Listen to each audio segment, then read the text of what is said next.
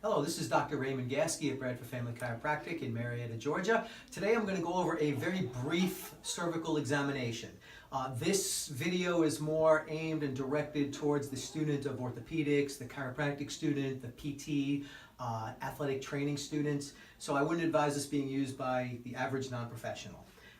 At this point, before we do the physical, we have already pre-screened the patient for more significant histories. We're pre-screening for significant strains or sprains to the neck, any major traumas.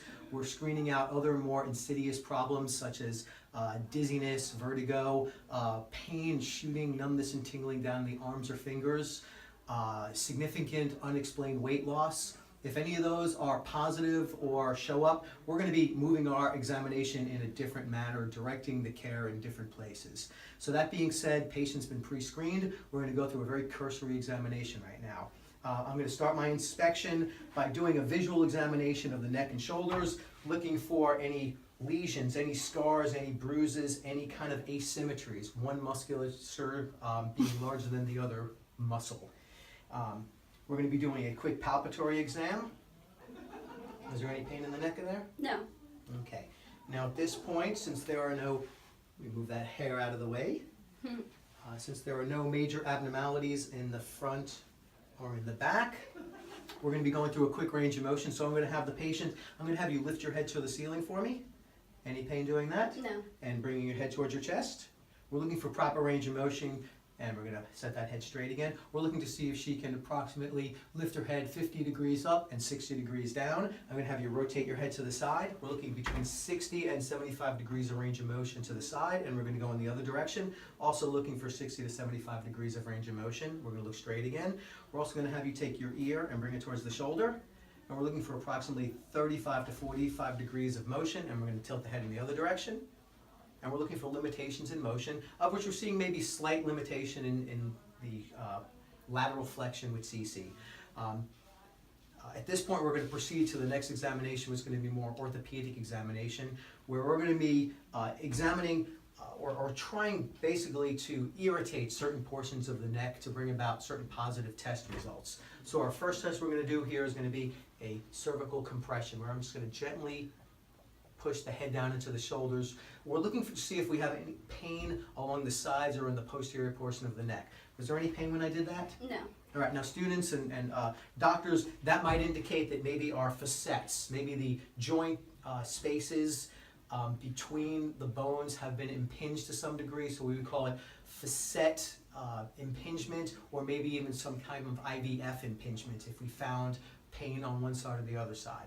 Next test we're going to do is a shoulder depressor, where we're going to be taking the head, gently pushing the head in that direction and pushing the shoulder downward.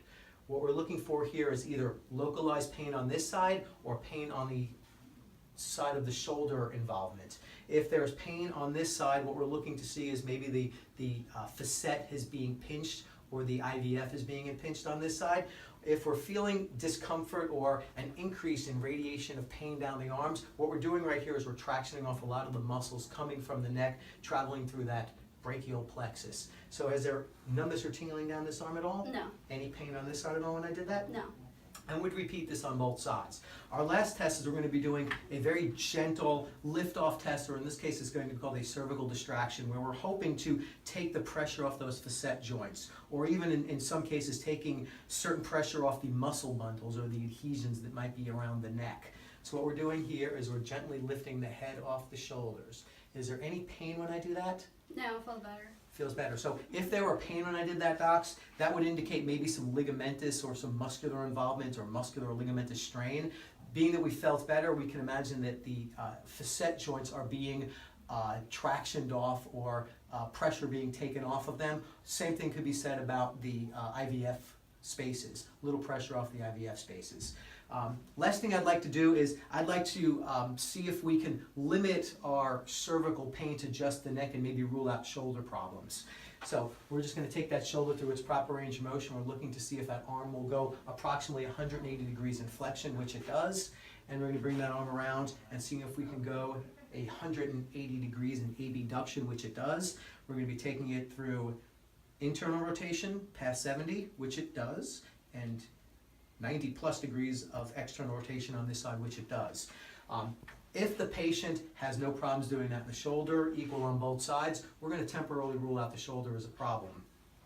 If the patient, anytime during our examination, complained of radiating pain into the arms, we would move to other types of tests at this point, either thoracic outlet tests or nerve tests, other types of pathological tests that we'll be performing maybe in our next video series. Again, this is Dr. Raymond Gaskey doing a cervical orthopedic exam.